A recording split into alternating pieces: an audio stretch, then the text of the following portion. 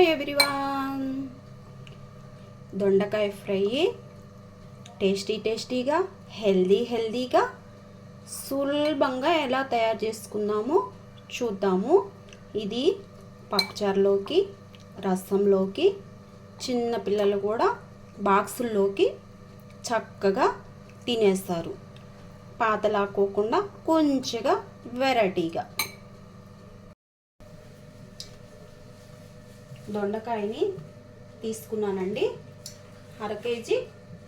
ఇలాగా శుభ్రంగా కడుక్కొని సన్నగా ఇలాగా తరుక్కొని ఉంచుకోవాలండి. సన్నగా కట్ చేసుకోవాలి. ఇలాగ రావాలి. ఇట్లాగా కట్ చేసుకుంటే వస్తుందండి. మిక్సీ జార్ ఒకటి తీసుకొని దాంట్లోకి మనం ఆయిల్ వేయకుండా ఇలాగా పల్లీలు వేయించుకోవాలండి. వేయించుకొని 3 స్పూన్లు పల్లీలండి.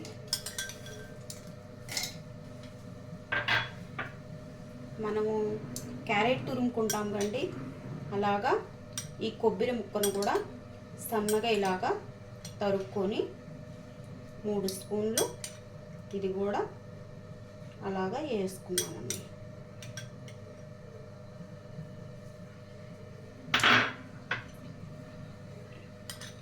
కారము 1 స్పూన్ కారము, ఇంకో 2 స్పూన్లు కారం అండి.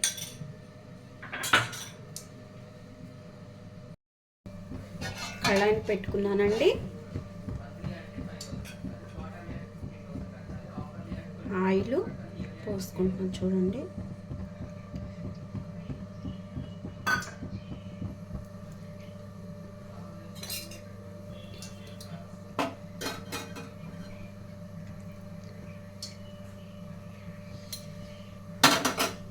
ఆయిల్ వేడెక్కిందండి.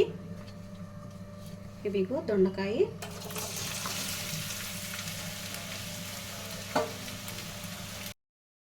వేసుకొని ఇట్లాగా వేయించుకుంటున్నానండి.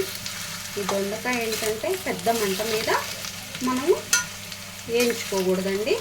వేయించుకుంటే ఇలాగా అట్లా టేస్ట్ రాదు.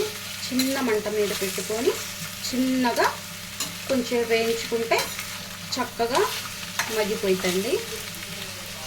మనకి ఫంక్షన్లో భోజనాల్లో వేస్తారు కదండి, అది ఆయిల్లో బాగా డీప్ ఫ్రై చేసి వేస్తారు. ఇది ఇలా వేయించుకొని టేస్ట్ కూడా అలాగే వచ్చిందండి. చిన్న మంట మీద మనం చిన్నగా వేయించుకుంటే మగ్గిపోతుందండి. మనకి ఇలాగా వచ్చిందండి. ఇలాగా వచ్చినాక మనం ఏం చేయాలంటే ఇలా ఉంచుకున్నానండి.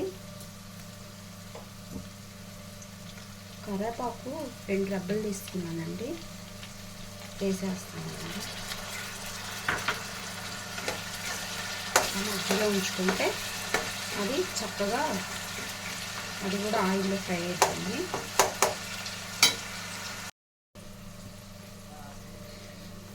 ఇప్పుడు 4 వెల్లుల్లి రెబ్బల్ని కచ్చా పచ్చాగా ఇలా దంచుకున్నానండి. వెల్లుల్లి రెబ్బలు వేస్తే స్మెల్ బాగుంటుంది, టేస్ట్ బాగుంటుంది. ఇలా దంచుకున్నవి కూడా ఇలా వేసేసుకొని మనం అవి కూడా కొంచెం ఫ్రై అయ్యే వరకు ఇలాగా పెట్టుకుందామండి. అవి కూడా ఫ్రై అయిపోయినాయి చూడండి. ఒకసారి కరివేపాకు, వెల్లుల్లి రెబ్బలు వేసినాక ఇలాగా ఫ్రై అయిపోతుందండి.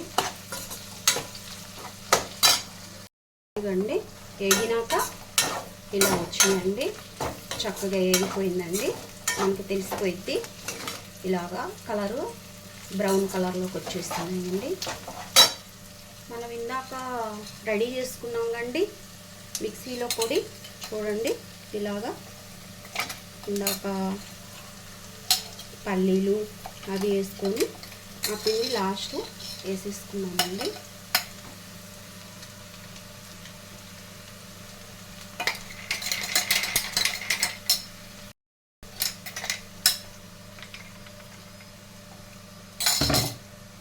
వేసుకున్నాక మొత్తం చక్కగా ఇలా కలుపుకుందామండి.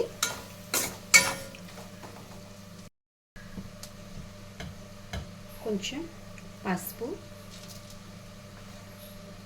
సరిపడా సాల్టు,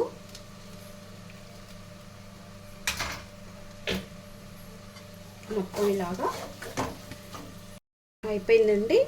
లాస్ట్ ఇట్లా కొంచెం కొత్తిమీర వేసానండి. ఇంకంతా చక్కగా మగ్గిపోయింది, చక్కగా అంతా అయిపోయిందండి.